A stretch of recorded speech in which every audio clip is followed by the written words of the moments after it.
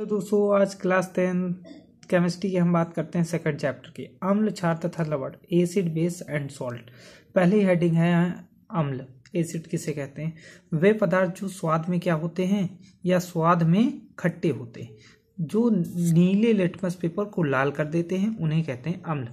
दूसरी तरीके से कैसे देख सकते हैं, हमें वो याद नहीं हो रही। तो जो वे पदार्थ जो जलीय विलयन में H+ यानी हाइड्रोजन आयन देते हैं, उसे कहते हैं अम्ल। उदाहरण के तौर पर नींबू, संतरा, इमली टार्ट्रिक एसिड हो जाएगा और एसिटिक एसिड हो जाएगा। ये सब लैक्टिक एसिड इसमें आ जाएगा। अम्लों के प्रकार दो होते हैं या दो भागों में विभाजित किया गया है। आप देख सकते हो, एक प्रबल, दुर्बल। प्रबल वे होते हैं ये जल में वियोजित हो जाते हैं, जो जल में वियोजित हो जाए, और दुर्बल जो जल में वियोजित ना हो। जैसे आप H2SO4 की रिएक्शन देख सकते हो, HCl की देख सकते हो, HN3 की देख सकते हो, नाइट्रिक एसिड जिसे बोला जाता है। तो ये रिएक्शंस देख सकते हो आप। और फिर अम्लों के भौतिक गुण कौन कौन से होते हैं? अम्ल स्वाद में खट्टे तथा जल में विलेय होते हैं। अम्ल नीले लिटमस पेपर को लाल कर देते हैं। इनकी क्रिया से कपड़ा, लकड़ी, कागज, त्वचा आदि नष्ट हो जाती है। किनकी क्रिया से? अम्लों की क्रिया से। आगे हम देखते हैं, आगे हम पढ़ेंगे अम्लों के रासायनिक गुण क्या होते हैं। अम्लों के रासायनिक गुण निम्नलिखित प्रकार के होते हैं। पहला, धातु के साथ अपक्रिया। Zn+H2SO4, जो कि हम पहले चैप्टर में ऐसे अपक्रियाएं पढ़ भी चुके हैं। फिर से आप देख लीजिए, Zn+H2SO4 प्लस ZnSO4+H2 रिलीज हो जाएगा। धातु कार्बोनेट तथा धातु हाइड्रोजन कार्बोनेट के साथ अपक्रिया। धातु कार्बोनेट प्लस अम्ल, लवण प्लस कार्बन डाइऑक्साइड प्लस जल बनेगा। उदाहरण के तौर पे हम देखते हैं CaCO3+Cl। ये क्या रिएक्शन बनेगी? CaCl2+H2O plus carbon dioxide. दूसरी रिएक्शन देखते हैं धातु ऑक्साइड के साथ अपक्रिया। CO जिसे हम बोलते हैं कैल्शियम ऑक्साइड प्लस हाइड्रोक्लोरिक अम्ल, CaCl2+H2। अगली हम बात करेंगे अम्लों के उपयोग क्या है, यूजेस क्या है। सल्फ्यूरिक अम्ल सबसे पहले क्या आता है? सल्फ्यूरिक अम्ल। सल्फ्यूरिक अम्ल को लेड बैटरियों में उपयोग किया जाता है और पेट्रोलियम उद्योग, प्लास्टिक, उर्वरक आदि में उपयोग किया जाता है। किसका? अम्लों का। नाइट्रिक अम्ल में क्या यूज होता है या नाइट्रिक अम्ल का क्या यूज होता है? नाइट्रिक अम्ल को सोने तथा चांदी शोधन में प्रयोग किया जाता है। उर्वरक, औषधि, विस्फोटक बनाने में भी उपयोग किया जाता है। नाइट्रिक अम्ल को सोरे अम्ल भी कहा जाता है। ध्यान से सुनिएगा, नाइट्रिक अम्ल को क्या कहते हैं? सोरे अम्ल भी कहा जाता है। हाइड्रोक्लोरिक अम्ल HCl जिसका सूत्र होता है, को वस्त्र उद्योगों में कपड़ा रंगने के लिए यानी कलर करने के लिए, कलाई से पूर्व लोहे की चादरों को साफ करने यानी पेंट करने से पहले उसे साफ करने के लिए HCl का भी उपयोग किया जाता है। आगे हम देखेंगे क्षार की। अभी तो हम अम्ल की बात करते थे, अब हम बात करेंगे क्षार की। तो क्षार क्या होते हैं? वे पदार्थ जिनका स्वाद तीक्ष्ण या बोल सकते हैं कड़वा होता है, जो लाल लिटमस, अभी क्या हो रहा था? नीले को लाल, लेकिन वो किसमें? अम्ल में हो रहा था। अब क्षार की हम बात करें, जो स्वाद में खट्टे नहीं, कड़वे होते हैं, तीक्ष्ण होते हैं, और नीले को नहीं, लाल को नीला करते हैं। लाल लिटमस पेपर को नीला लिटमस पेपर करते हैं। दूसरी तरह के वे यौगिक जो जलीय विलयन में क्या करते हैं? हाइड्रोक्सिल आयन देते हैं, OH- देते हैं। उदाहरण जैसे साबुन। फिर हम देख सकते हैं वे क्षारक जो जल में घुलनशील होते हैं। अतः सभी क्षार क्षारक हो सकते हैं, किंतु सभी क्षारक क्षार नहीं हो सकते हैं। तो क्षार के हम प्रकार देखते हैं, एक प्रबल, दुर्बल, जो कि एसिड में भी देख चुके हैं, ठीक है। बेस में भी देखेंगे। दो भाग में, जो जल में वियोजित होकर OH- देते हैं। ठीक उल्टा किसका? अम्ल का।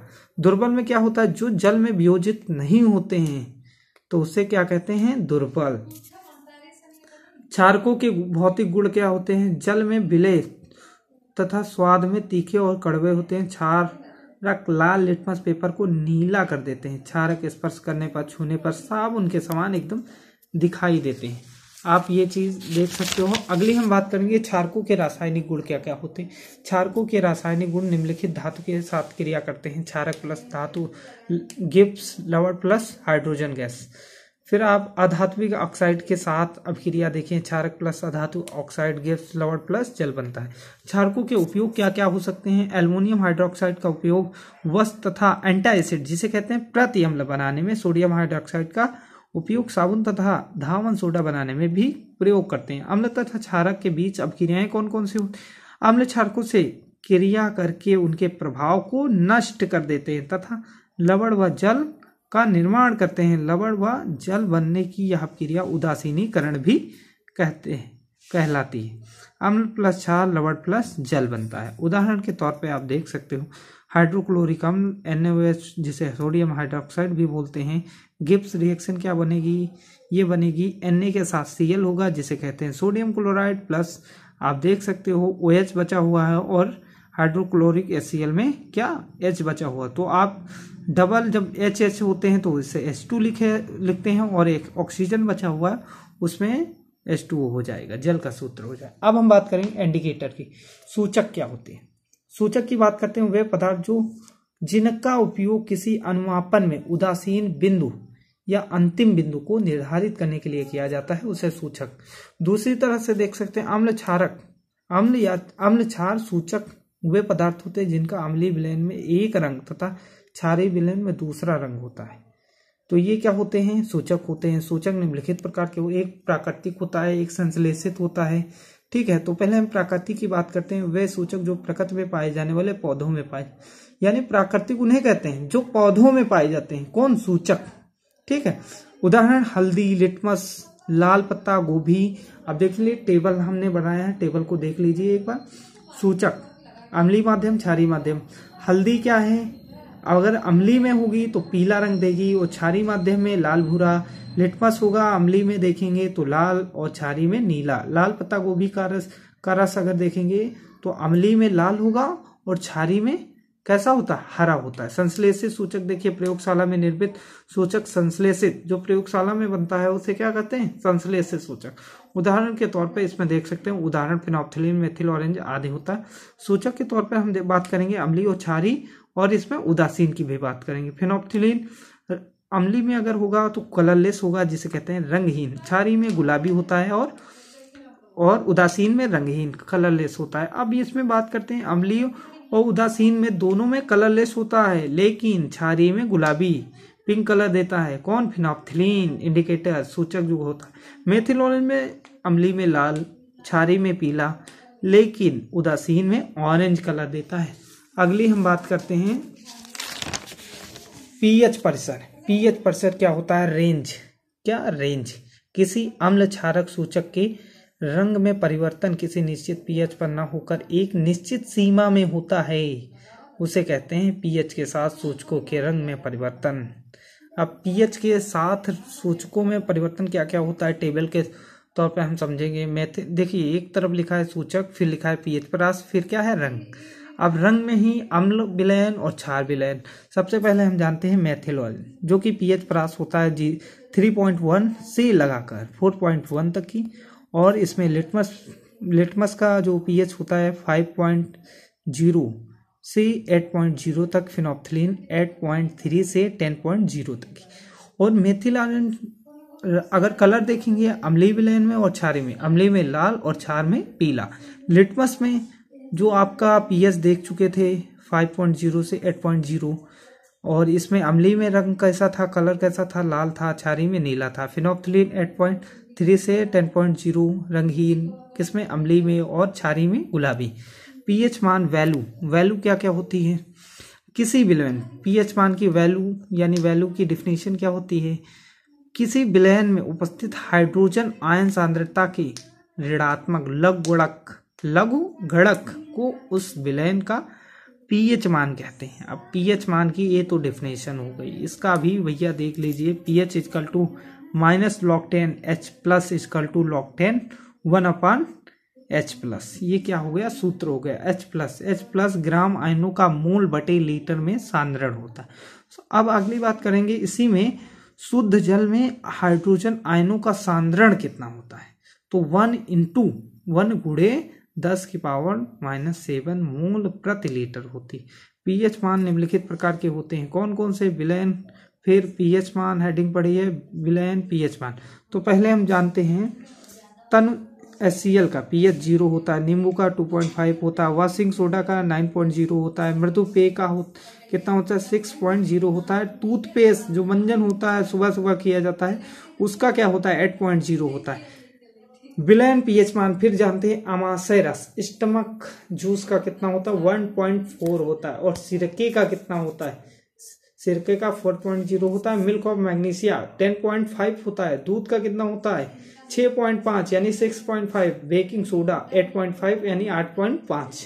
पीएच पैमाने की हम बात करते हैं। पीएच पैमाना क्या होता है? पीएच पैमाने की हम बात करते हैं। अम्ल तथा क्षारकों के विलयन यानी जलीय विलयन में हाइड्रोजन आयनों की सांद्रता मापने पर प्रयुक्त होता है। उदासीन, अम्लीय तथा क्षारीय विलयन को पीएच परास एक वो दिए गई है, सारणी में दिया गया है। देखिए 0 से 7, 0 से 7, फिर 7 से 14, 7 से 14। ये क्या होता है? अम्लीय गुण का बढ़ता क्रम और ये क्षारीय क्रम का, यानी 0 से 7 तक ही चलेंगे तो अम्लीय का बढ़ता हुआ, और क्षारीय से 7 से 14 तक चलेंगे तो ये भी बढ़ता क्रम है। अगर हम 14 से 7 तक की वापस रिटर्न हो तो घटता, और 7 से 0 तक की तब भी घटता। आगे से चलेंगे 14 तक बढ़ता हुआ और पीछे से घटता हुआ, तो हम बढ़ते तरफ चलेंगे। और बीच का 7 जो होता है, ये 7 ये होता है उदासीन। क्या होता है? उदासीन। अब दैनिक जीवन में पीएच का महत्व क्या होता है? पीएच का महत्व हम परिवर्तन के दंत 6 में पहले देखेंगे। दांतों का क्या होता है? धातु का इनेमल कैल्शियम फास्फेट से बना होता है, जो शरीर का सबसे कठोर पदार्थ होता है। मुंह के पीएच का मान 5.5 5.5 से कम होने पर दांतों का क्षय प्रारंभ हो जाता है। इस कारण मुंह में बैक्टीरिया उपस्थित होते हैं। दांतों के क्षय को रोकने के लिए दंत मंजन का उपयोग करता है। अब क्षरण होने लगता है तो हम कैसे रोकेंगे? तो दंत मंजन करके हम रोक सकते हैं। अब हम जानेंगे हमारे पाचन तंत्र का पीएच कितना होता है। हमारे उदर में पाए जाने वाला HCl पाचन में सहायता करता है, यानी जो उदर में पेट में हमारे HCl पाया जाता है वो किस प्रकार का? तो सहायता करता है। क्यों? भोजन पचाने में सहायता करता है। अगली हम बात करेंगे अपच की स्थिति में उदर अत्यधिक मात्रा में अम्ल उत्पादन करता है, जिसके कारण उदर में दर्द एवं पेन होने लगती है। और क्या होने लगता है? जलन होने लगती का अनुभव होता है। इस बिगड़ी हुई पीएच परिसर को सही करने के लिए मैग्नीशियम हाइड्रोक्लोराइड, जिसे कहते हैं मिल्क ऑफ मैग्नीशिया, को औषधि के रूप में लेते हैं, जिसे एंटासिड भी कहा जाता है, प्रतिअम्ल। अब हम मृदा पीएच, पौधों में पीएच, ये सब हम हेडिंग के रूप में हम आपको ये देख लीजिएगा। उदासीनीकरण के बारे में हम बात करते हैं। जब किसी अम्ल तथा क्षार को मिलाया जाता है तो इनकी परस्पर क्रिया द्वारा लवण व जल का निर्माण होता है। दूसरी तरह से देखिए, अम्ल व क्षारकों की अपक्रिया के परिणाम स्वरूप लवण तथा जल प्राप्त होते हैं। ये क्या कहलाते हैं? उदासीनीकरण अपक्रिया। उदाहरण HCl प्लस NaOH होता है, NaCl प्लस H2। अर्हेनियस के आयनन सिद्धांत के अनुसार ये रिएक्शंस दिए गए हैं। NaOH को तोड़ा जाता है रिवर्सिबल में, Na प्लस OH माइनस होता है, HCl H plus plus Cl minus HCl का आयनन और NaOH का आयनन सोडियम हाइड्रोक्साइड जो होती है। अब हम बात करेंगे लवण की बात। साल्ट किसी अम्ल तथा क्षारक के उदासीनीकरण अपक्रिया से प्राप्त आयनिक ठोस को लवण कहते हैं। इस क्रिया में लवण के साथ जल का निर्माण होता है। उदाहरण HCl plus NaOH NaCl plus H2O प्राप्त होता है। अर्हेनियस सिद्धांत के अनुसार लवण को जल में घोलने पर यह अपने अयस्वीय तत्वों में क्या हो जाते हैं? वियोजित हो जाते हैं, तथा लवण के जलीय विलयन में धनायन, जिसे कैटायन बोलते हैं, व ऋणायन एनायन जिसे बोलते हैं, उपस्थित होता है या होते हैं। धनायनों को भास्मिक या क्षारीय मूलक या तथा ऋणायनों को अम्लीय मूलक कहते हैं, क्योंकि लवण का धनायन क्षार से ऋणायन अम्ल से प्राप्त होता है। उदाहरण के तौर पर लवण गिब्स क्षारीय मूलक प्लस अम्लीय मूलक। NaCl को तोड़ेंगे Na plus plus Cl minus. लवण समानतः देखा जाए अवाष्पशील, गंधहीन तथा विद्युत संयोजक होते हैं। लवणों का पीएच मान क्या होता है, यानी साल्ट का पीएच मान क्या होता है? प्रबल अम्ल तथा प्रबल क्षार से बने लवण उदासीन होते हैं तथा इनका पीएच 7 होता है। प्रबल अम्ल तथा दुर्बल क्षार आगे हम बात करने वाले हैं से बने अम्लीय होते हैं तथा इनका पीएच 7 से कम होता है। प्रबल क्षार तथा दुर्बल अम्ल से बने लवण जो होते हैं, यानी साल्ट क्षारीय होते हैं, इनका पीएच मान 7 से अधिक होता है। लवण के प्रकार आप देख सकते हैं और पीएच प्रतिशत देख सकते हैं। उदाहरण प्रबल अम्ल तथा प्रबल क्षार, जिसका पीएच कितना होता है? 7 होता है। उदाहरण NaCl के 2SO4। प्रबल अम्ल तथा दुर्बल क्षार 7 से कम, दुर्बल अम्ल तथा प्रबल क्षार 7 से अधिक। दुर्बल अम्ल से तथा दुर्बल क्षार ये 7 होता है। केवल उदासीन ये आप देख सकते हो सोडियम एसिटेट है। ठीक है, आगे हम बात करते हैं कास्टिक सोडा की। सोडियम क्लोराइड के जलीय विलयन में विद्युत प्रवाहित करने पर वियोजित होकर सोडियम हाइड्रोक्साइड उत्पन्न करता है। इस प्रक्रिया को क्लोर क्षार भी कहते हैं। उपयोग, इसका उपयोग अपमार्जक बनाने में किया जाता है। कृत्रिम वस्त्र, रेसे, कागज निर्माण, बॉक्साइड, अयस्क, इनको सबको शुद्धिकरण करने के लिए। विरंजक चूर्ण की हम बात करेंगे जल्दी से, वीडियो बहुत बड़ा हो रहा है। विरंजक चूर्ण का रासायनिक नाम है कैल्शियम क्लोरो हाइपोक्लोराइट या क्लोराइड ऑफ लाइम अथवा क्लोरीनेटेड लाइम।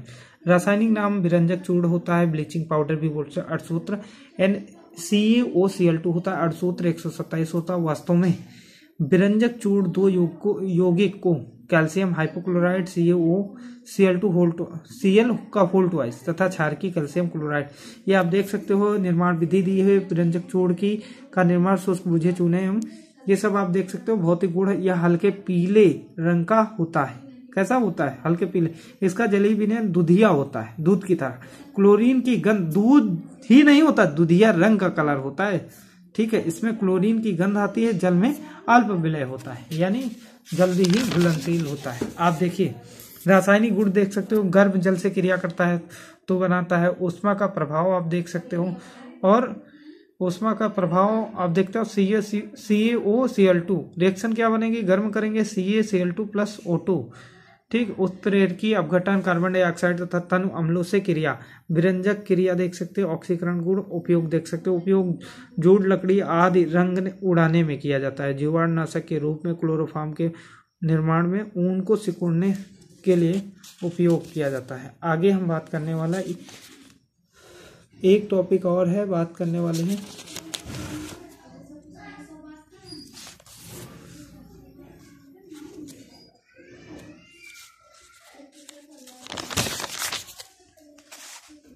आप देख सकते हो बेकिंग सोडा। बेकिंग सोडा का सोडियम कार्बोनेट या सोडियम हाइड्रोजन को कार्बोनेट होता है। सामान्य सूत्र खाने का सामान्य नाम होता है खाने का सोडा। अणुसूत्र NaCO3 होता है, अणुभार 84 होता है। और बनाने की विधि क्या होती है? सोडियम बाइकार्बोनेट NaHCO3 का निर्माण सोडियम कार्बोनेट के संतृप्त जलीय विलयन में आप देख सकते हो। ये भौतिक गुण हैं और रासायनिक गुण हैं। अम्लों से क्रिया, उपयोग पेट की अम्लता को दूर करता है। बेकिंग पाउडर के निर्माण, चर्म रोग के निदान में, कच्चे दूध के फटने के समय को बढ़ाने हेतु। तो ये आप देख सकते हो। तो यहाँ पर हम वीडियो करते हैं लास्ट, और अगले नेक्स्ट चैप्टर में हम आपको मिलते हैं। Okay, thank you.